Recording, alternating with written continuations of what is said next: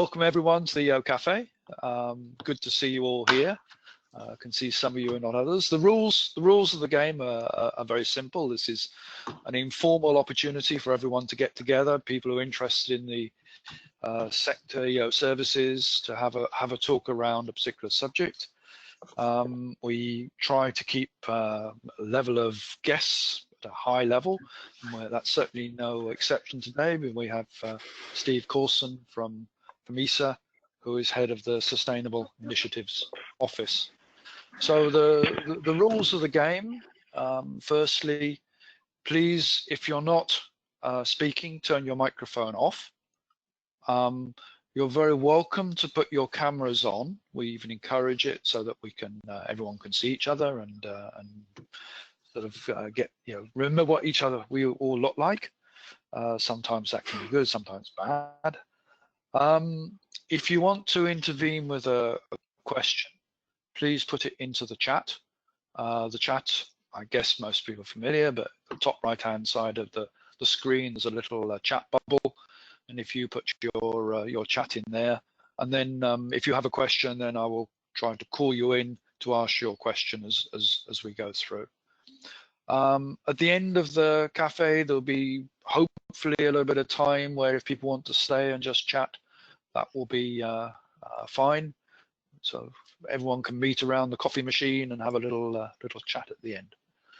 So without further ado, let me push on and welcome Steve. Steve is well known to everybody. We've known Steve for a long time.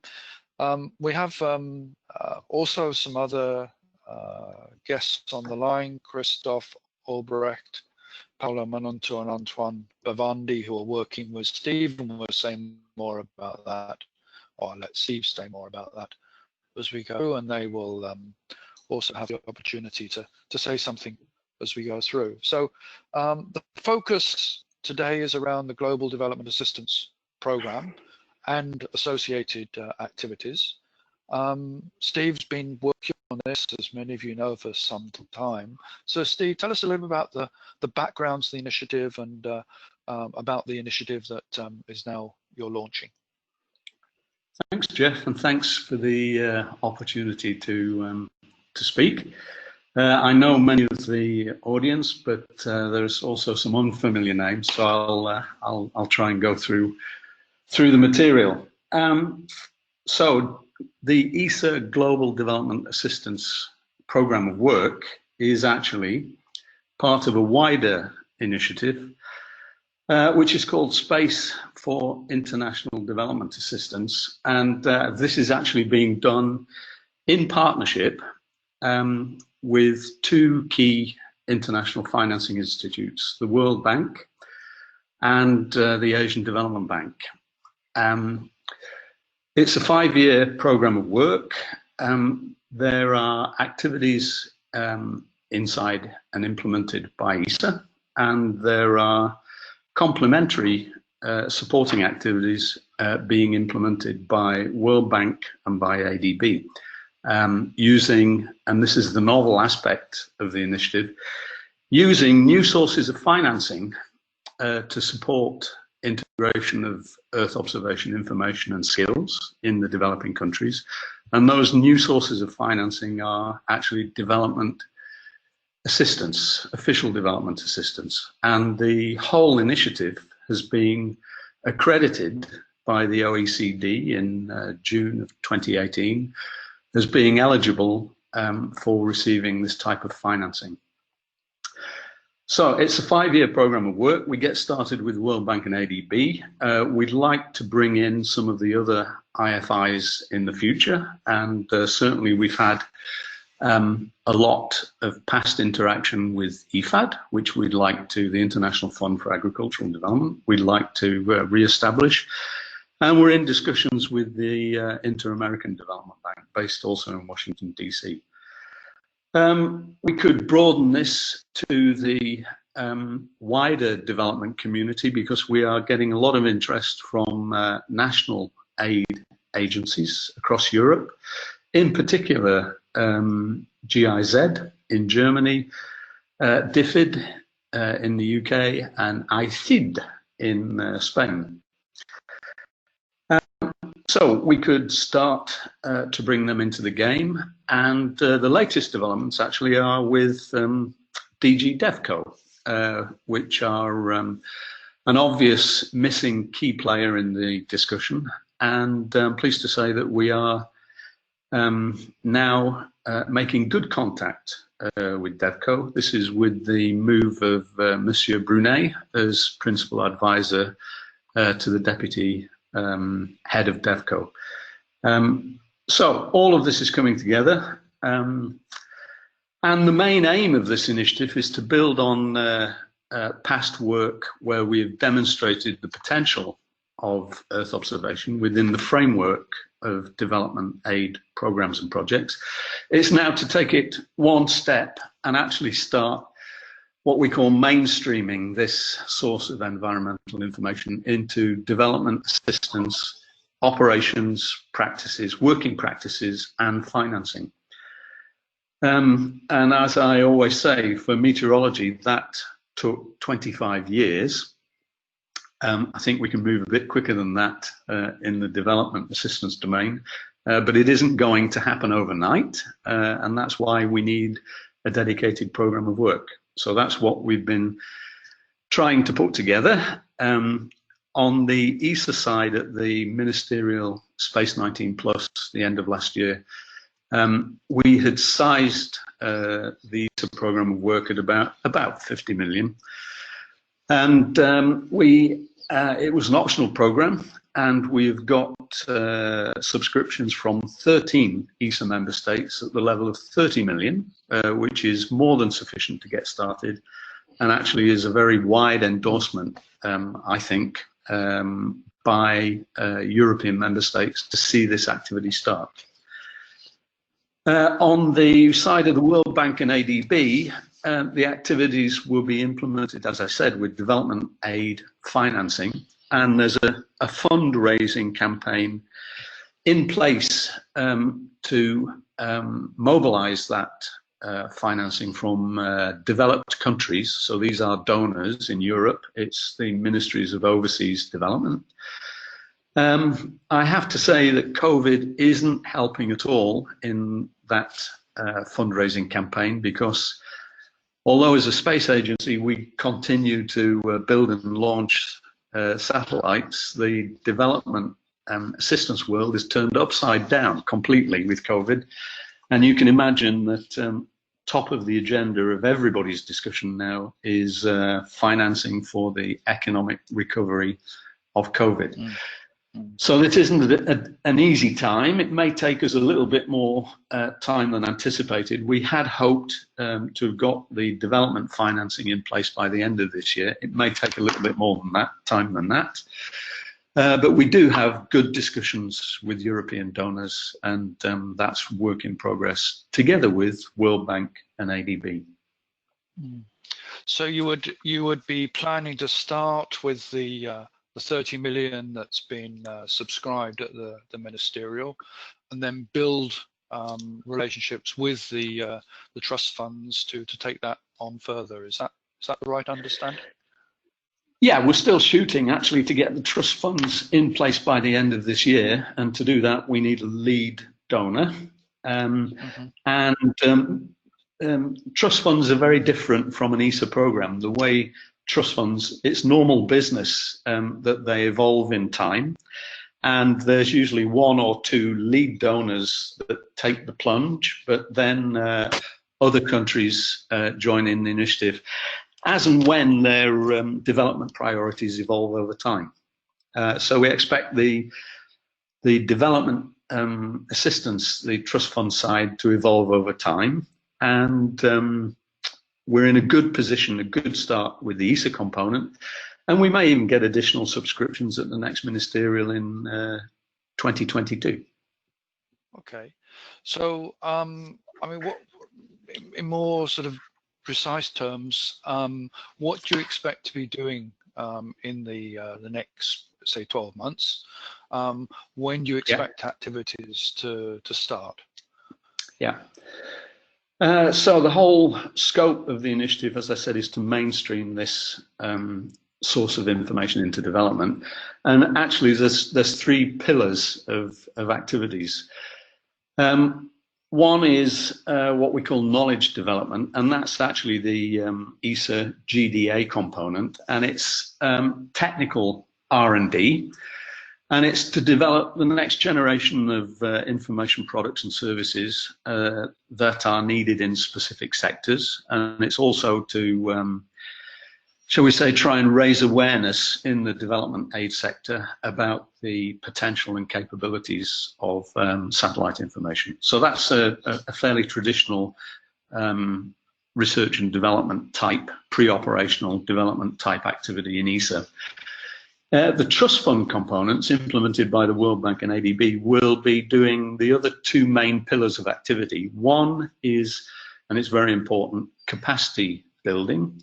And this is both within the development stakeholders, the banks themselves, and the national aid agencies, but far more importantly, within the developing countries. And this is to actually put those stakeholders in a position to use satellite-based environmental information in their daily jobs. And that's quite a substantial part of the work. And then finally, the other very important pillar is what we call skills transfer, which is, again, working in developing countries, but this time not for the use of Earth observation-based information, but for the production of Earth observation. So this is working with SMEs, universities in the developing countries, and actually exporting skills that already exist in the downstream sector in Europe and have been developed over the past 15 years, and developing a local capability in developing countries to stand on their own feet and produce and deliver this type of information. So that's quite a long-term and ambitious program of work. It will be done, the capacity building and the skills transfer will be done within the framework of existing bank programs and activities. On the technical side, in ESA, we're ready to go by the end of this year. We will go to our program board in September for approval of the work plan for this year. And we've identified 4 key sectors. This is urban, climate, FCVs, and disaster resilience, where we already have requirements from the bank teams for further developments to be done in terms of the information products and services. So we will go with invitations to tender against those requirements before the end of this year. And we'll probably go first with urban and disaster, and then follow that with climate and fragile and conflict states. And the types of activities are actually quite different to what we're currently doing now, which are demonstrations. They will be agile, rapid development, test, and assess activities in those 4 sectors. And we want to very quickly produce first versions of the new types of information that are required and test them out with the bank teams. So within, say, 6 months, and then we'll have 3 cycles of iterative development for a total of 18 months per sector. So quite different activities, but much needed, I think.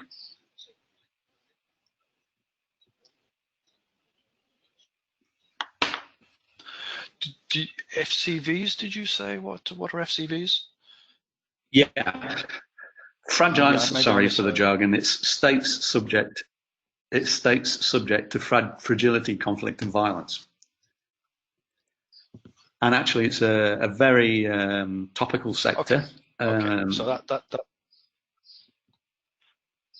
yeah. And the World Bank are leading a whole sort of set of new activities to tackle these problems. Okay, thanks. From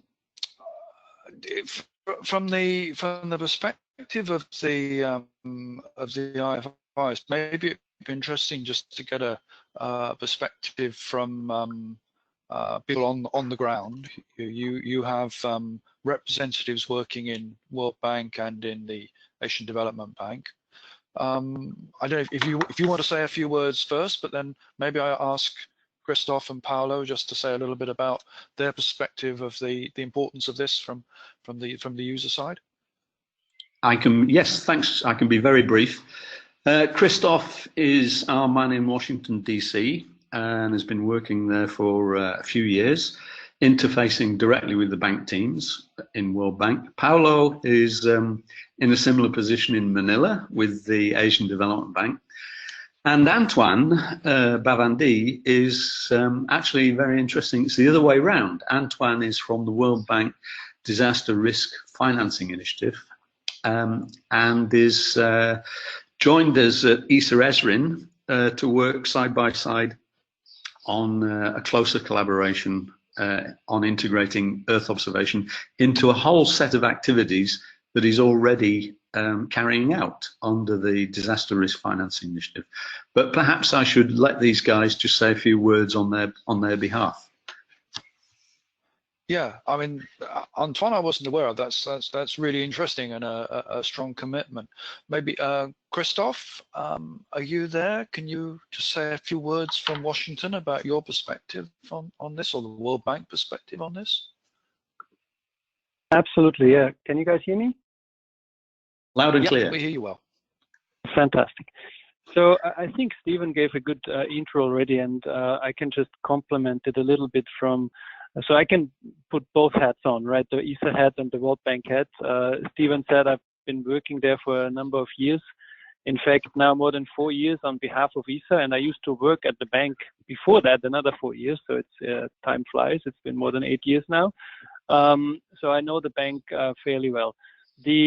Obviously, this GDA doesn't come out of the blue, right? So Stephen mentioned already that, we are currently working on the EO4SD program, and many of you are familiar with that.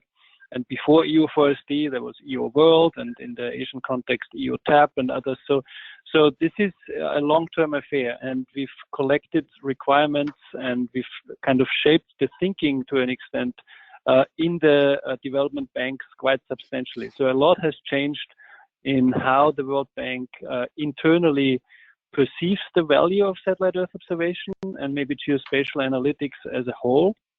So this is not just a fancy thing anymore that, creates nice maps that then end up in a drawer, but it's really getting to the point where this informs actual decision making, and where, this is not just for a few nerdy task team leaders, but management and senior management and corporate level actually commits to this and sees the potential impact. I say sees the potential impact because it's certainly not yet been fully realized. And I think ESA has been playing a big role in bringing this further up on the agenda. So the knowledge development, new technical requirements and addressing those requirements, this is certainly important. But I would say the capacity building is probably as or probably more important than that, because a lot of the requirements that are coming up in the bank, those tools and services often already exist outside. They just don't know about it. They don't know how to use it, how to integrate it, how to implement it.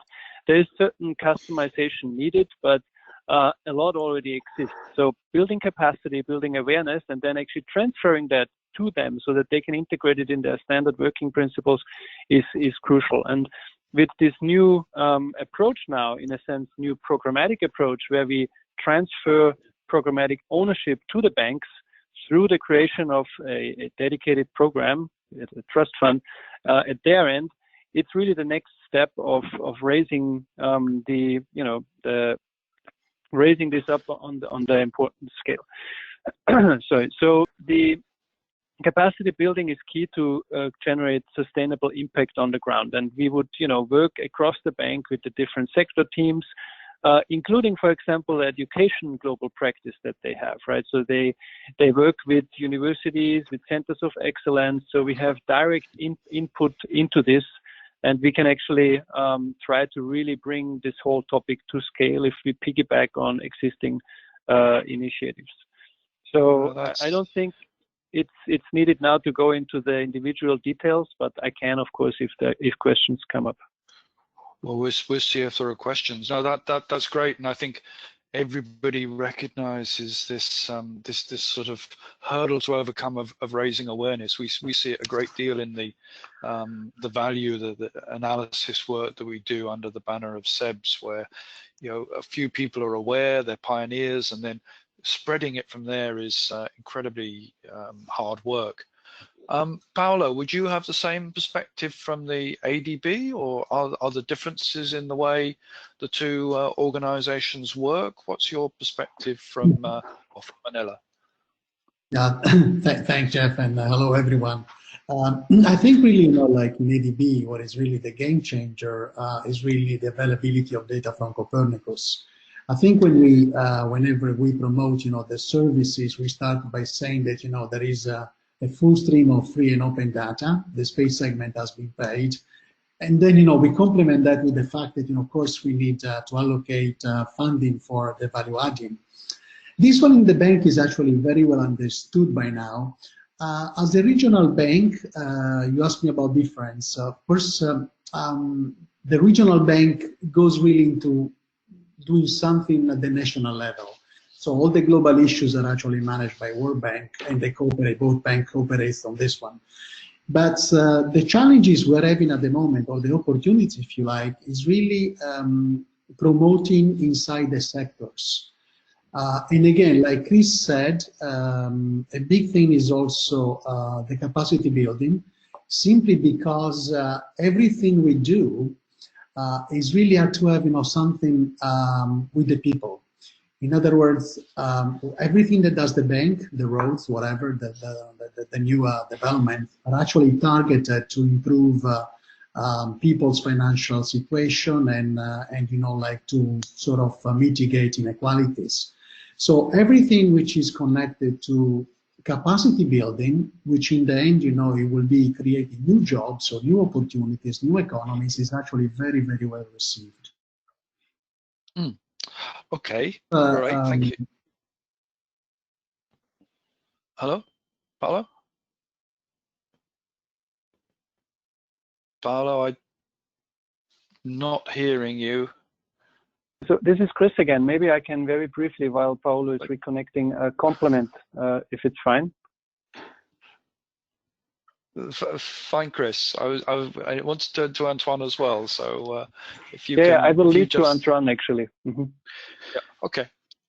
Because Antoine, we've been working very closely, and he can actually build on that. So we always talk about the 5 A's in terms of that we need to achieve to really get this mainstreaming on the way. So availability, accessibility of data, awareness, acceptance, and in the long run, adoption. So I think what Paolo mentioned with Copernicus really is a game changer in terms of availability and accessibility. So no doubt. So over the last couple of years, we've been incredibly fortunate to have all this data flowing in, and for the development community, they can now use and do things that it was not possible before.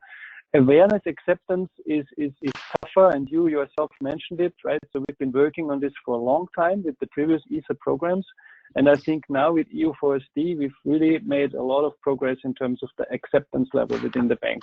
And I would frame it that we are now really on that road to adoption, where we want to jump over the innovation stage and make this a new normal in the banks.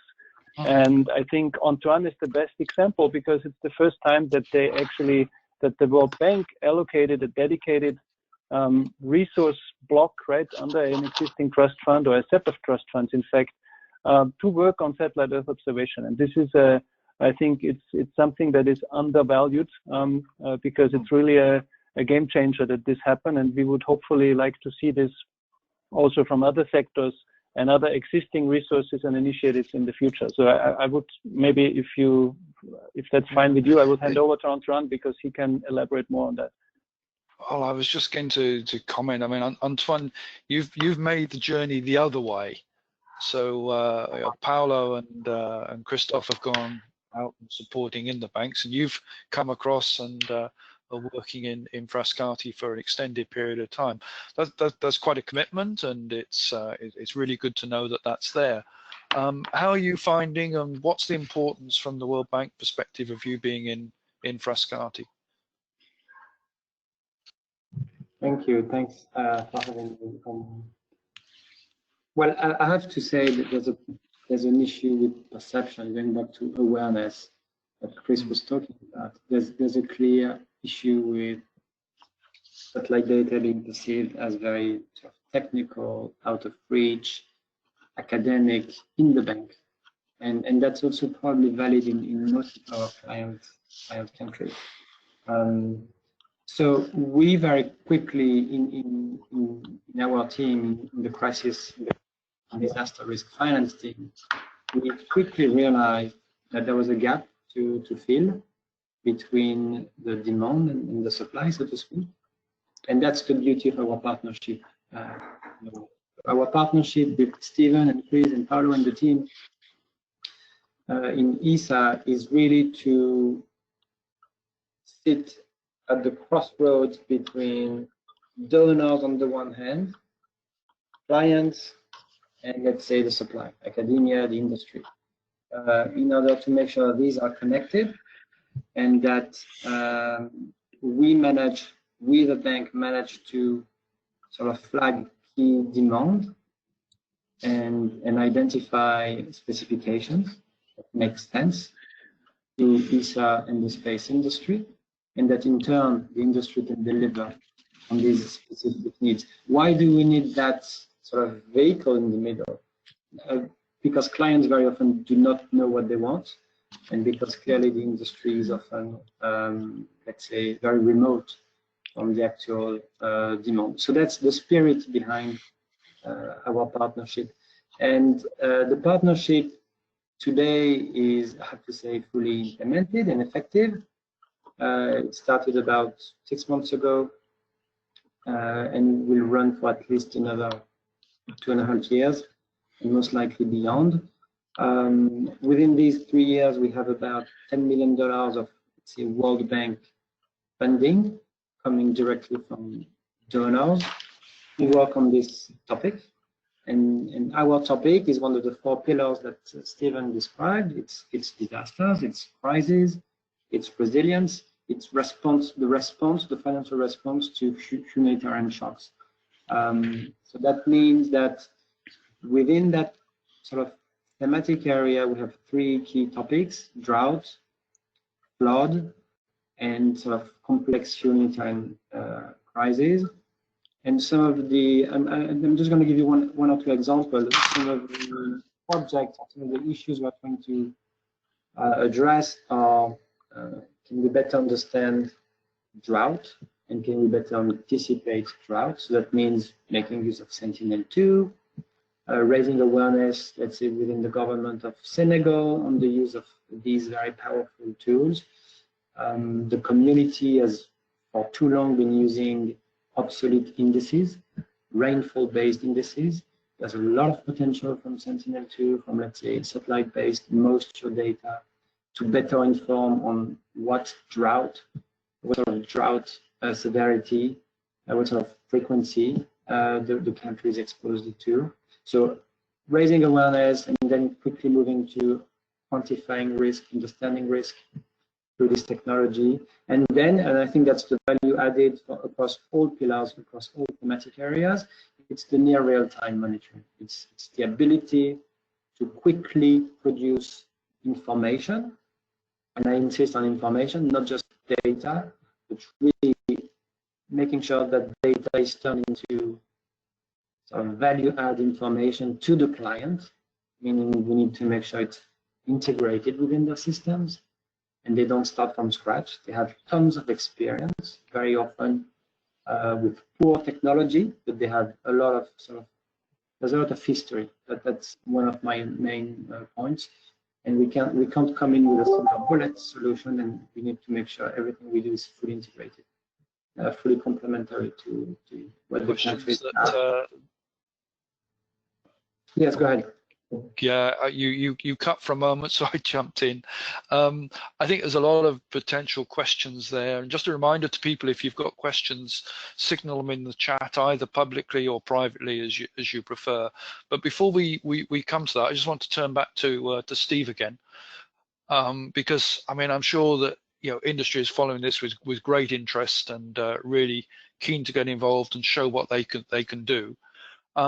What do you want from industry now? What can you say about the way in which opportunities will come out for industry?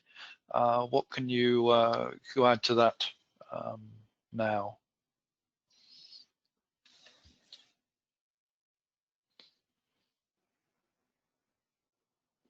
You're silent at the moment.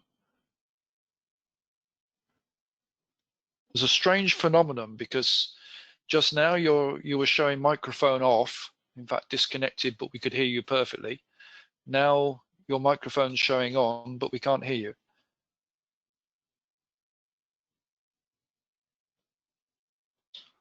I hope we get Steve back.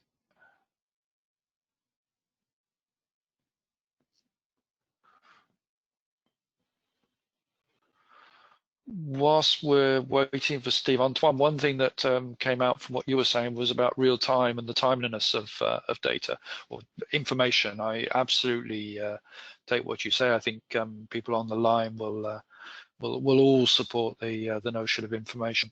How important is timeliness for what you're doing in terms of risks and emergency? Normally you were looking for very fast turnaround. So well, it depends. We typically try and address shocks. So the more timely the data, the better. We typically tend to stick to what's available in terms of open data, Copernicus. In some case, we would consider complementing that with commercial data. But to give an example on drought, it's a slow onset crisis, so that's not so much of an issue. For flash floods, landslides, this could be an issue. In which cases we would look for commercial data. Yeah. Most of the okay. Open data is enough. Okay. Okay. Steve, are you there? I'm afraid we can't hear you.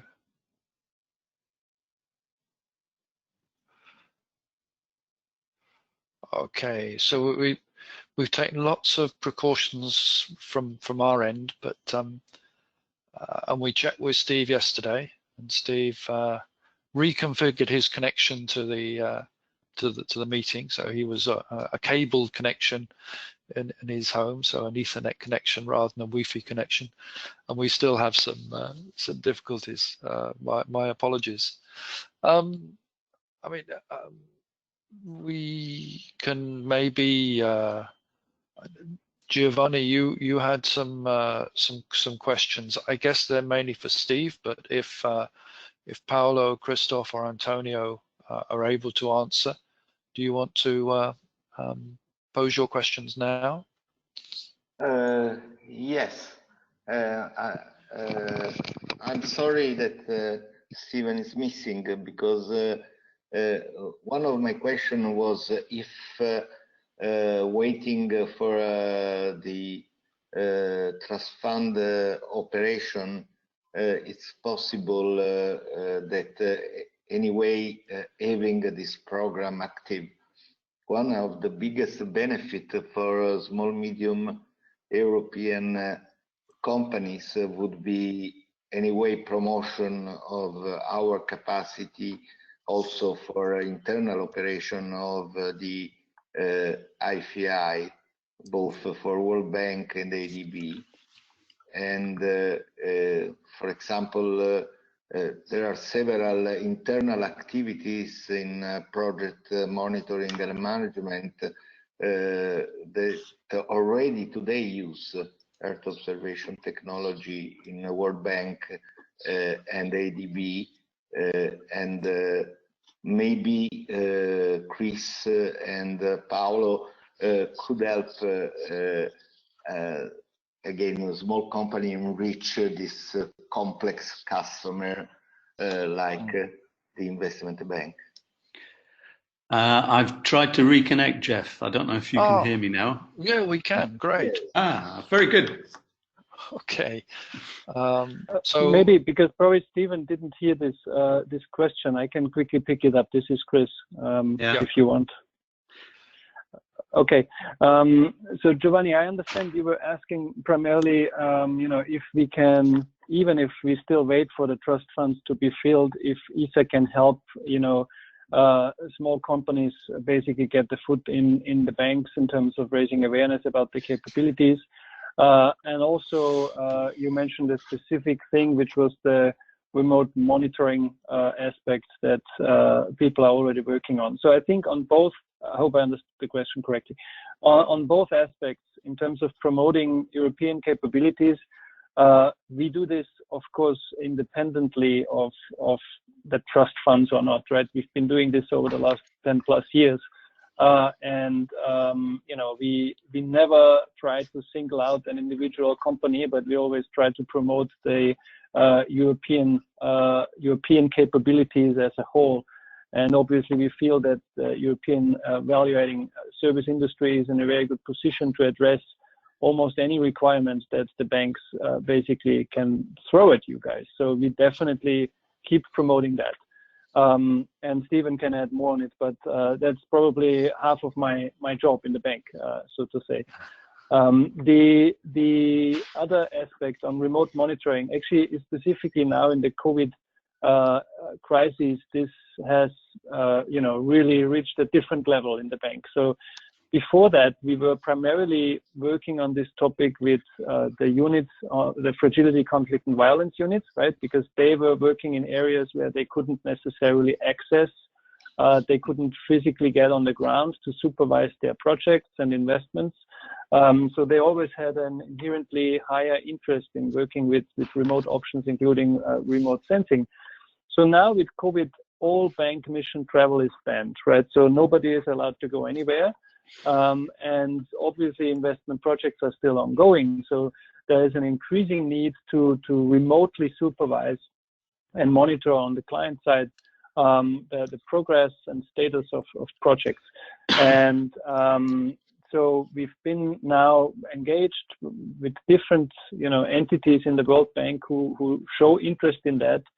And there is a lot of ongoing discussions, and we certainly actually, again, position what the European industry can do in that context and promote these capabilities. So I don't know if that answered your question fully, but hope it gave some more context. No, I think it was very very helpful, Christoph. Steve, do you want to pick up on the question regarding the industry and Sure. engagement? Yeah. I can do that. Can you hear me now? Yep, we hear you well. Good. Absolutely. I mean, it's all about analytics. It's not about the data. It's about providing solutions to the types of environmental problems that these organizations are facing in the work they do. And actually, that's where we see European industry very, very well positioned at the moment. This may not last forever. I mean, the US commercial suppliers are moving ahead very quickly. But at the moment, Europe has got a lot to offer on the analytics side, and all the investments have been made. And I mean, the advantages for industry, this goes far beyond just getting a foot inside World Bank, which certainly is very difficult for small companies to do. But I mean, the way we see this going is actually it's helping to support the European downstream sector enter into emerging markets. And the emerging markets are all in developing countries. That's where the action is. That's where the GDPs are growing. I think Philippines' GDP is growing at 7%, more than China. And long term, we see tremendous opportunities for European industry to get into new partnerships in the developing world. And the whole logic is to do that via the backstop, if you want, of bank programs and projects in those regions. So that's where we're going, and it's actually all about the benefits, not the technology, and it's about the benefits that this technology can bring to development aid operations. And I should just say, Jeff, that we've just finalized quite an extensive report on the benefits of this technology, drawing from examples both within ESA but outside ESA, in the UK IPP national programme, from the Dutch G4AW national programme. We've put all that together, and we'll be releasing that within a couple of weeks, so look out for that. You'll see plenty of examples. And we've also put together some nice video testimonials from bank teams and bank management, very senior management actually, up at vice president level, about where they see this technology helping them in the work that they do. That's excellent. And finally, just to finish on COVID, as Chris mentioned, the remote management and monitoring activities are getting higher and higher priority. I'm a bit cautious about jumping on the COVID bandwagon, but we are looking into actually trying to use this as an opportunity to promote what we had originally planned to do in the partnership. And it can actually help. We see Earth observation helping not only in remote management and monitoring, but also in helping the banks formulate, shall we say, social protection measures by looking into a whole series of information like the status of housing conditions, transport networks, human displacements, together with environmental conditions that actually threaten social stability like droughts, floods, fires, air pollution. And high on the list of the banks, obviously, is formulating economic recovery measures. And we can perhaps help there by looking at activity sectors like industry, changes in and around production plants, agriculture and environment, harvesting and land use monitoring, tourism, obviously, changes in resorts and facilities, and transport and trade, movement of goods by land, air, marine. So all of that we're looking into, and it may turn into an opportunity to help push forward a little bit more what we intend to do. We certainly agree. We think it's a big opportunity, whether it's whichever the framework, and we're trying to schedule a future cafe, EOcafe, around Earth observation and sort of what support measures that can be offered to deal with COVID. Maurice Bourgeot has volunteered to come and talk at that about some of the aspects with ESA on a broader basis. We just need to find the appropriate date. You mentioned partnerships in there, Steve. I mean, that's a absolute byword for us. We promote partnerships, and we're here as an organization to try to help encourage partnerships, especially internationally. And we will have a new program starting in the autumn around that subject. But before I go on too much myself, maybe I can just go back to Giovanni. You sort of half had the opportunity to ask your question, but not fully. So if you want to just repose or to rephrase, please feel free.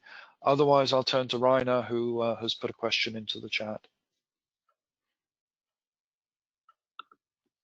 No, it's okay for me. The reply I got Great. Thank you very much, Stephen. So Christoph gave you the reply. Thanks.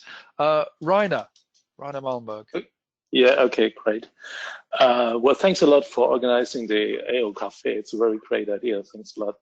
And what I'm interested in is there are a lot of on a first view, similar programs in the new Space 19 Plus, especially in the future AO in the block number 4. That is, for example, the AO for Resilient Society, regional initiatives, AO for Africa, and as well GMS in Africa. There's so many initiatives also linked to World Bank or to other international financial institutions. What is the main difference to all these just mentioned programs and the GDA? Because it's very difficult to understand the different strategic goals of the different programs if you are not really inside with all the background information. Perhaps if you can explain it very simple. I will try. Can you hear me okay? Yep. Sure, yes, great. Good, well then I'll try and give a very simple explanation to that. The activities in Future EO. Future EO is the backbone Earth observation program of ESA. And actually, as you mentioned, Block 4, the exploitation element of Future EO, those activities are all geared towards research and development, science, research and development, the early stages of building new algorithms. GDA is outside of Future EO. It's in a suite of activities called Earthwatch. As the slide says, it's an Earthwatch element.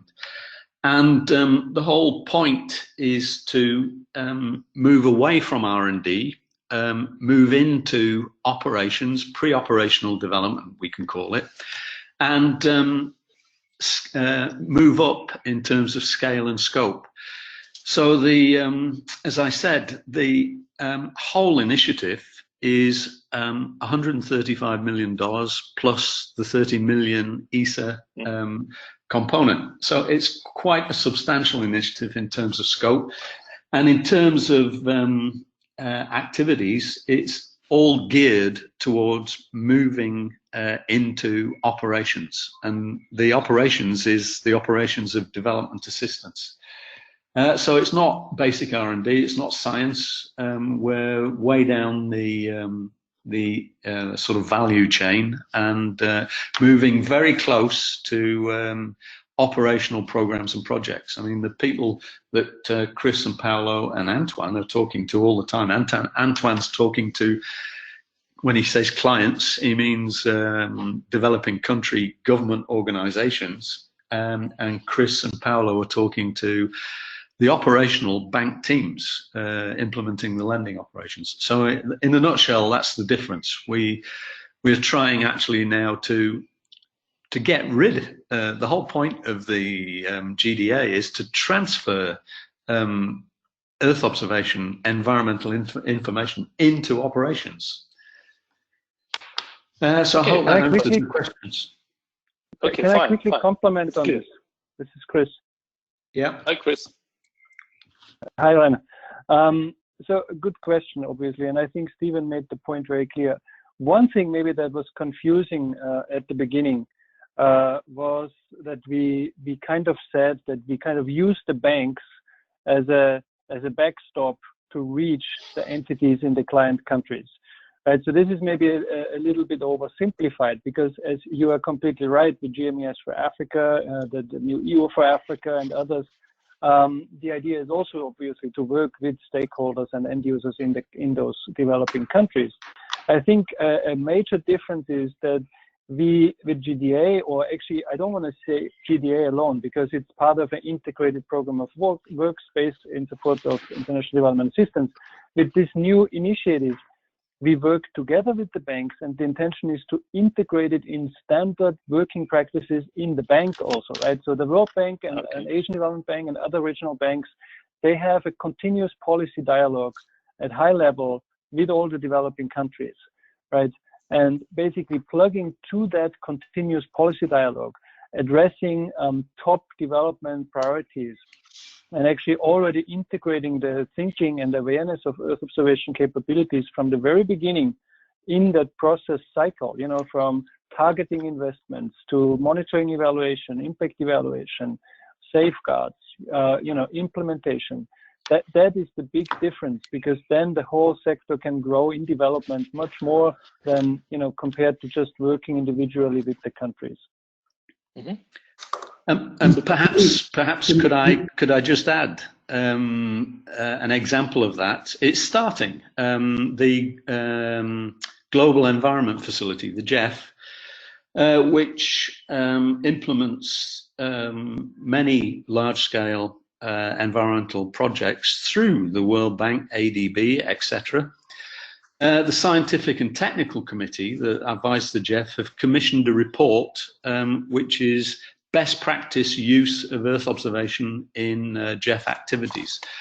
And I would strongly suggest that perhaps, you know, ERSC take a look at that report, and it's very interesting reading. And Jeff, you asked me how do we have any requests at the moment from industry? Well, actually, yes, we're putting this program of work together. As I said, a very important pillar is transferring skills, technical skills that exist in the value-adding sector from Europe into the developing countries. And I would be very interested if ERSC could actually investigate an industrial view about how that should be done and implemented. It's not easy. There's certainly many different expert centres that may exist already outside of Europe, but we'd be very interested to get the industrial view about how to grow industrial capabilities in developing world. Sure. I think that's something that companies are very aware of, and the need to be active in that respect. So we'd be very happy to draw together some thoughts. Paolo, you wanted to add something. So I just give you a couple of, just a very short slot, and then I'm going to draw this to a conclusion. Okay, thanks. Can you hear me now? I got disconnected a couple of times.